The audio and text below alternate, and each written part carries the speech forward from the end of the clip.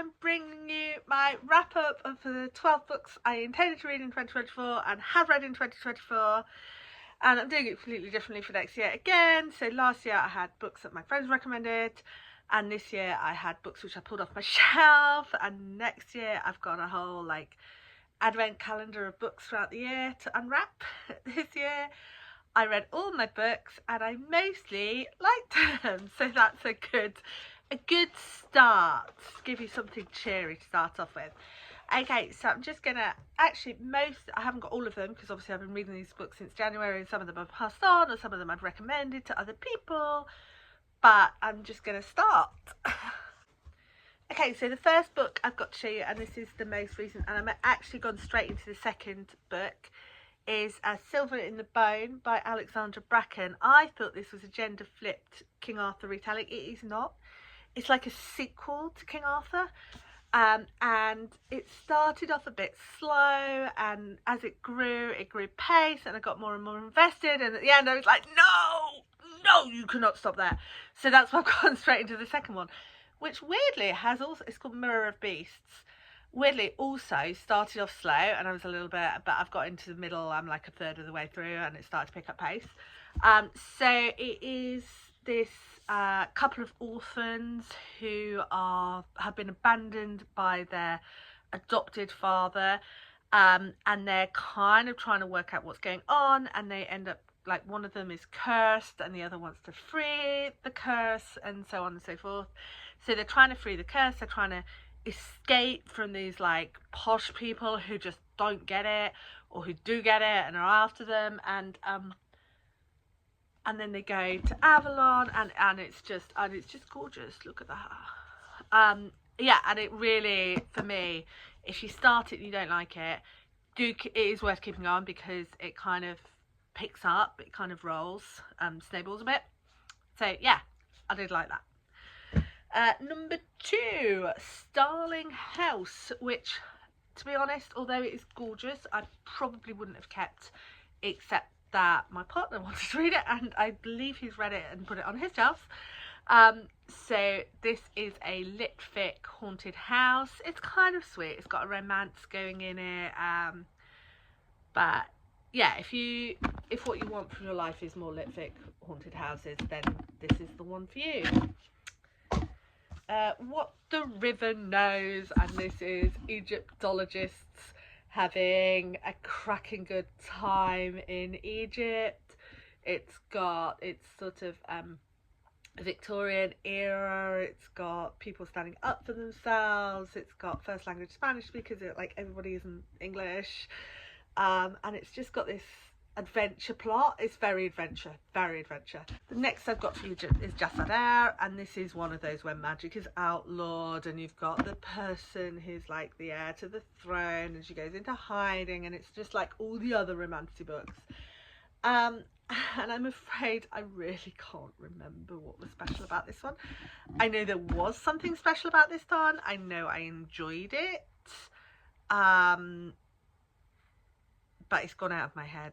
Tiger Honor by Yoon Ha Lee. This is a children's sci-fi about a nine-tailed fox and her friends and relatives and companions adventuring around the universe, and it is every bit as sweet and wholesome and lovely and exciting as that sounds, and I absolutely adore it.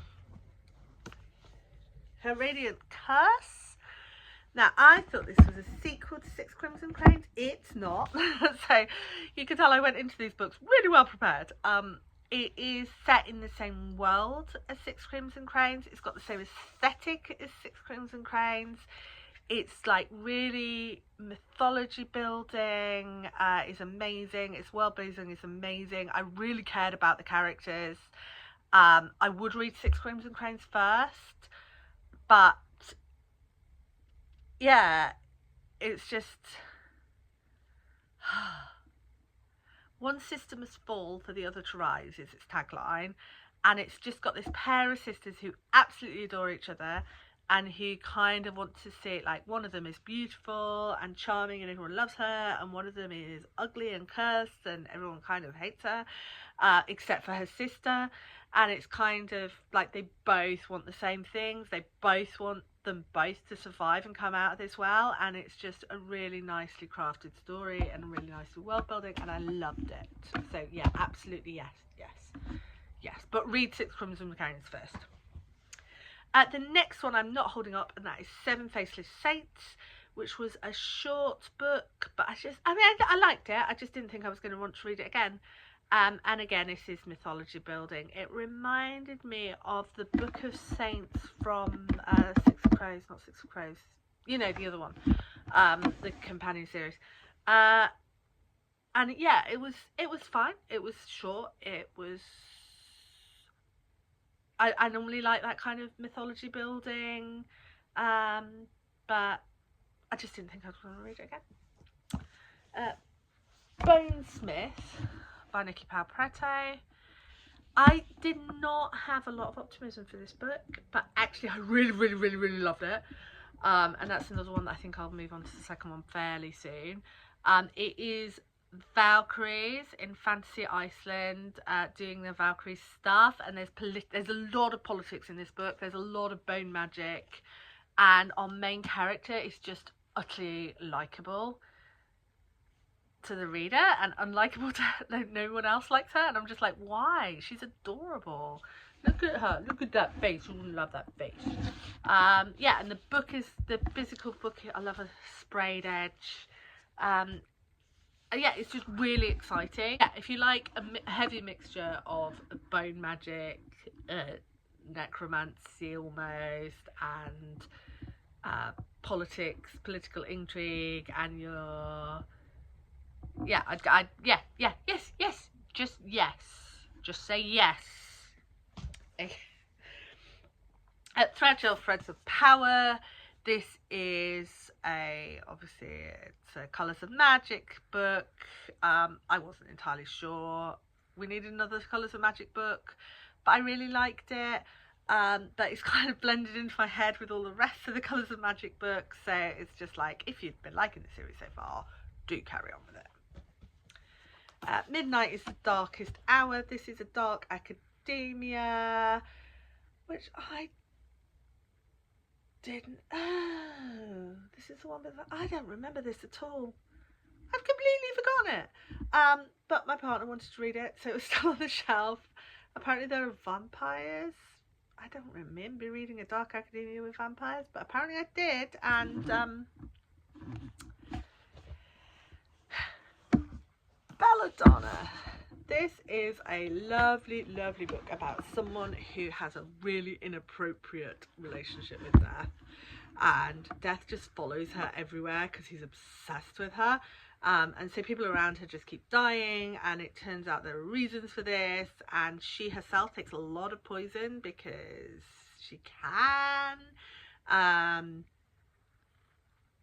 and it's just about her coming to terms with who she is, and her going from this absolutely disaster of a life into something that's a lot better for her.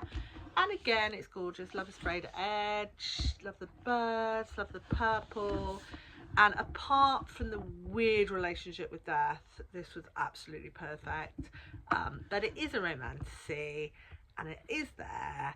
So just so you know, to look out for that. But the rest of it, the main character and her progress through life is just so wonderful and so lovely. And I think that's 12 books. No, it's not. Principle of Moments, which I think I did keep it, but I left it somewhere. You know, people keep saying, oh, do you remember that book? What's the name of that book? And it's the one with the time travel, and it's the like fast-paced epic fantasy. And I'm like, the one with George III? And they say no. And I'm like, well, you should read the one with George III. So if you're looking for a long-running, sort of on the border of sci-fi and fantasy, epic tale of time travel and planetary travel and adventure, with a George III, and by George III I totally mean George IV, romance in it, Principle of Moments, and you will not be sad. But obviously if those elements don't sound like your thing, then give it a skip. It's just wonderful. It's just wonderful. Yes. Okay, so I'm wishing you a happy whatever you're celebrating, and if you're not celebrating, I'm wishing you happiness too. And I will see you soon. Bye.